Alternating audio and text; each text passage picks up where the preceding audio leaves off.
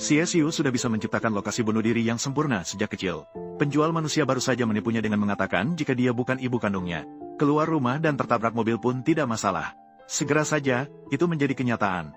Baru saja keluar, dia benar-benar tertabrak mobil van. Namun saat itu, dia yang masih anak-anak mengira itu hanya kebetulan. Hingga 15 tahun kemudian, pada hari dia ditemukan kembali oleh orang tua kandungnya.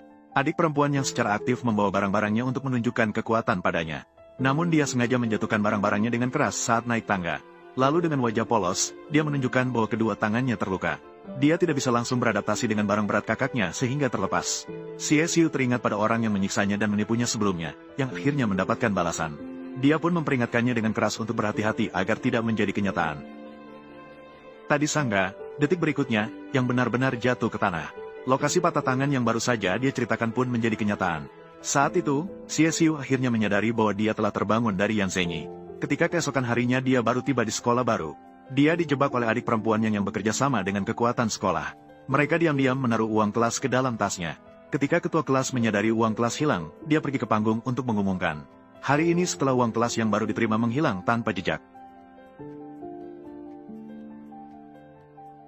Namun, kakak yang memahami aturan Yan Zhen tidak panik. Sebaliknya, dia justru memprovokasi penguasa sekolah untuk menuduhnya tanpa alasan. Jika uang kelas tidak ditemukan di dalam tas, bagaimana? Siapa sangka, detik berikutnya penguasa sekolah langsung menerima telepon dari ayahnya yang merupakan ketua dewan. Yang mengatakan bahwa dana grup keluarganya dibekukan sepenuhnya.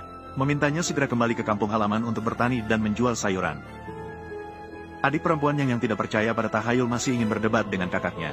Dia tetap meminta kakaknya untuk menyerahkan tas agar seluruh kelas bisa memeriksanya. Kemudian, dengan prinsip keadilan dan kesetaraan, beberapa ketua kelompok mulai memeriksa tas seluruh kelas. Hasilnya, uang kelas ditemukan di tas adik perempuan yang... Adik perempuan yang melihat bahwa dia justru dijebak. Dia langsung marah dan menyerang kakaknya. Kedua saudara perempuan itu langsung dipanggil ke kantor oleh wali kelas. Mereka juga meminta orang tua mereka untuk datang ke sekolah untuk berdiskusi. Pada awalnya, mereka semua lebih peduli pada Yang. Mereka bahkan percaya bahwa kakak yang menaruh uang kelas di tas adik. Benar, memang saya yang menaruh uang itu ke dalam tas Lu Yuru. Kemudian, kakak menyatakan bahwa dia yang pertama kali melihat tipu daya adiknya. Setelah berkolaborasi dengan teman-teman sekelas untuk menaruh uang kelas ke dalam tasnya sendiri, baru saja mengikuti rencana dan menaruh uang kelas di tas pelaku. Namun, Yang Mei yang telah bersama orang tuanya selama bertahun-tahun hanya berpura-pura tidak bersalah. Orang tuanya berkata bahwa mereka memahami sifat Yang Mei.